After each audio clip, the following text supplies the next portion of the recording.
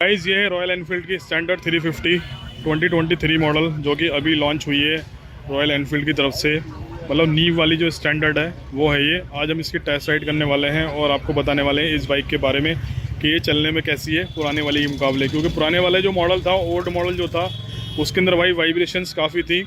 और वही चीज़ देखते हुए रॉयल एनफील्ड ने आरई ने इसके इंजन को अपग्रेड किया गया है। तो देखते हैं भाई ये वाला इंजन चलने में कैसा है और इसका राइडिंग पोस्चर कैसा है, राइडिंग क्वालिटी कैसी है, ब्रेकिंग सिस्टम कैसा है और एक्सेलरेशन कैसा है। वो सारी चीज़ें इस वीडियो में अपन टेस्ट करेंगे। एक छोटा सा शॉर्ट रिव्यू है। छोटे से रिव्यू में भाई आपको बहुत सारी इन्फॉर्मेशन देखने को मिल जाएगी। तो चलिए स्टार्ट करते हैं और देखते हैं कि बाइक चलने में कैसी है पुराने वाली के मुकाबले। सो गाइस इग्निशन लगा दिया और बाइक स्टार्ट कर दी अपन ने और ये लगाया भाई पहला गियर। और फर्स्ट इंप्रेशन देखते हैं इस बाइक का कैसा है। तो भाई ये धीरे धीरे अपन ने बाइक को उठाया और देखते हैं भाई पुराने वाली जो स्टैंडर्ड है उससे ये डिफरेंस है, मतलब इसमें क्या डिफरेंस है उसके मुकाबले। तो भाई सबसे पहले फर्स्ट गियर में मैंने इसको खींचा। वाओ, पहले वाली से भाई काफ़ी बेटर फील है इसका तो चलाने में। ओल्ड वाला जो मॉडल था ना गाइस, उसके बारे में आपको बता दूं, उसमें काफ़ी वाइब्रेशन थी, बहुत ज़्यादा वाइब्रेशन थी और उसमें डुक डुक डुक डुक डुक वाली भी फील थी। ये वाली जो बाइक मैं चला रहा हूँ भाई, इसमें फ़र्स्ट टाइम मैंने ये एज्यूम किया है, मतलब पहली बारी में ये एज्यूम किया है कि इसके अंदर वाइब्रेशन बिल्कुल भी नहीं है, ना के बराबर है। क्योंकि इसके अंदर जो इंजन है वो रॉयल एनफील्ड ने कम्प्लीटली चेंज कर दिया है।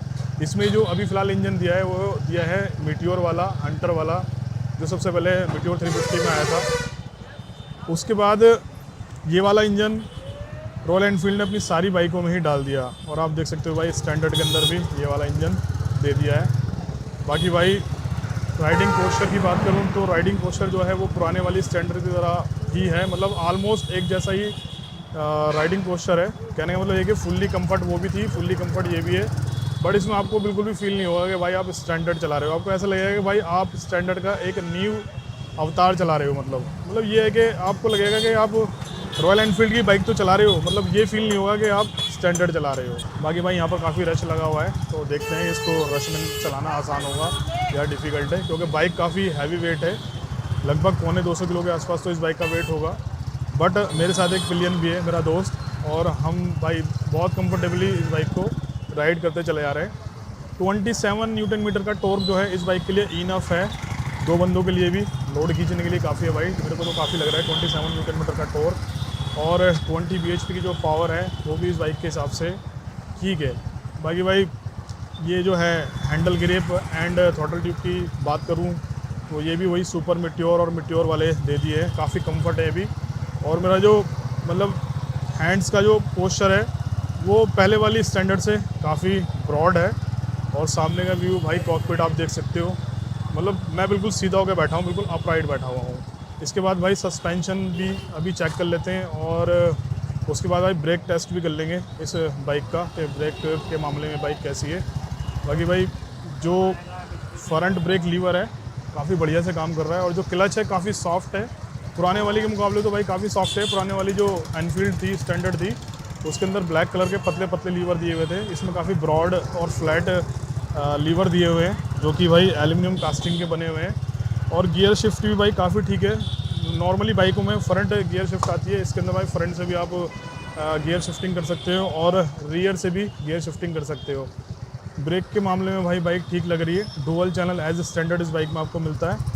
थोड़ा सा बाइक को खींचने का मौका मिले तो तब देखते हैं इसके ब्रेकिंग सिस्टम कैसे काम करते हैं। बाकी भाई अभी तक मैंने नीचे पैर रखे नहीं है, फुल जाम में मैं इस बाइक को राइड कर रहा हूँ। कहने का मतलब ये है कि भाई टायर जो है इसके काफ़ी ब्रॉड है, 130 सेक्शन का रियर वाला टायर है और भाई आगे वाला टायर भी काफ़ी ब्रॉड दे रखा है। अलॉय व्हील इस बाइक में आपको नहीं मिलेंगे, बट मुझे लगता नहीं कि भाई स्टैंडर्ड जो है स्टैंडर्ड 350 इसके अंदर अलॉय व्हील की ज़रूरत है।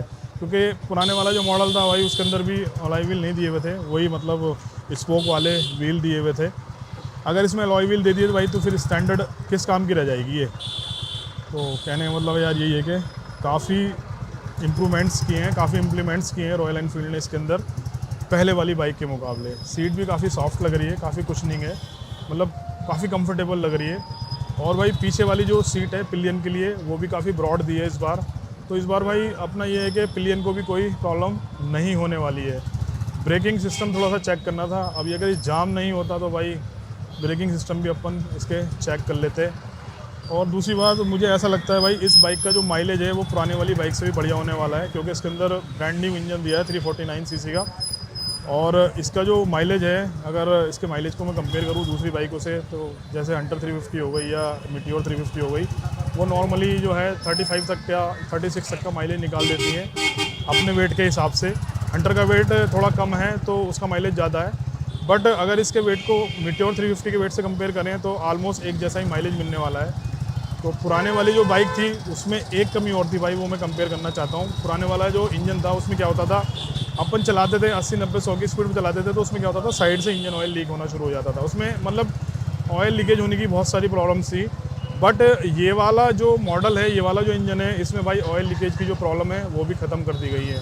अभी देखो मैं सेकंड गियर में चल रहा हूँ और भाई मैंने बिल्कुल थोड़ा सा थ्रॉटल दिया हुआ है और बाइक बहुत आराम से पुल हो रही है, बहुत अच्छे से पुल हो रही है। अब मैं थ्रॉटल दूंगा तो भाई बाइक पुल होती चली जाएगी ये। तो और थोड़ा सा ब्रेक भी टेस्ट करके देख लेंगे तो ब्रेक कैसा काम करते हैं इसका। भाई ब्रेक परफेक्ट है इस बाइक के हिसाब से। कहने मतलब यार ये कि यार ये बाइक जो है मार्केट में चल जाएगी यार, मतलब मील का पत्थर साबित होने वाली है। रॉयल एनफील्ड की जो R&D है वो भाई बहुत अच्छे से की गई है इस बाइक पे।